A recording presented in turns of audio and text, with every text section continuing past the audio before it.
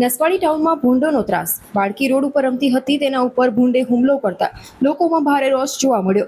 નસવાડીના મુખ્ય બજારોમાં ભૂંડો દોડાદોડી કરતા અનેક વાહન ચાલકોને અડફેટે લે છે. અત્યાર સુધી અનેક લોકો ભોગ બન્યા છે. સરપંચ વિરુદ્ધ આક્રમક રજૂઆત કરવામાં આવી, ત્યારે સરપંચ વિરુદ્ધ પોલીસ ફરિયાદ કરવાની પણ ચીમકી આપવામાં આવી છે. નસવાડી ગ્રામજનોએ તલાટી કમ મંત્રીને આવેદનપત્ર આપી ઉગ્ર રજૂઆત કરી હતી.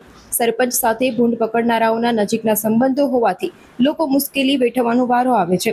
નસવાડી ટાઉનના મેમણ કોલોની, કવાંટ રોડ, ચાર રસ્તા વિસ્તાર, સ્ટેશન વિસ્તાર, જકાતનાકા વિસ્તાર, હાઈસ્કૂલ, રાયણકુળ, અયોધ્યાનગર, આ તમામ જે વિસ્તારો છે, ભૂંડોના આતંકના કારણે લોકો ત્રાહિમામ પુકારી ઉઠ્યા છે.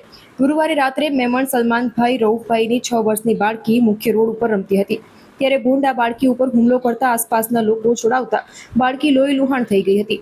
નસવાડી સામૂહિક આરોગ્ય કેન્દ્ર સારવાર માટે લઈ જવામાં આવી હતી, ત્યારે ડોક્ટરે 6 થી 7 ઇન્જેક્શન સારવાર માટે થશે તેમ કહેતા જ દિવસે દિવસે મહાકાય ભૂંડોનો ત્રાસ વધતા ફળિયાઓમાં નાના નાના બાળકો ઘર આંગણે રમતા હોય છે, ત્યારે બાળકો ઉપર ભૂંડોનો ઝુંડ હુમલો કરે, જેના કારણે બાળકોને પણ જીવનું જોખમ છે.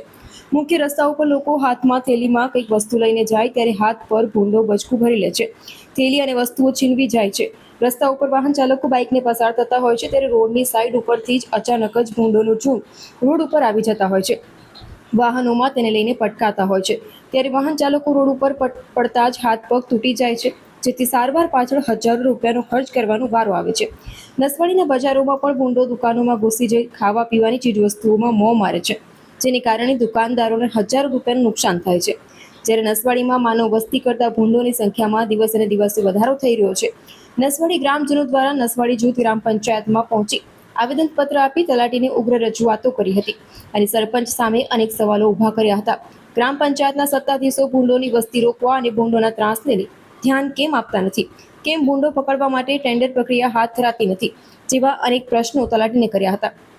આગામી દિવસોમાં ટેન્ડર પ્રક્રિયા અથવા તો ભૂંડોને પકડવા માટે કોઈ કડક કાર્યવાહી નહીં કરવામાં આવે તો કચેરીમાં ધરણા ઉપર બેસવાની ચીમકી ગ્રામજનોએ ઉચ્ચારી હતી.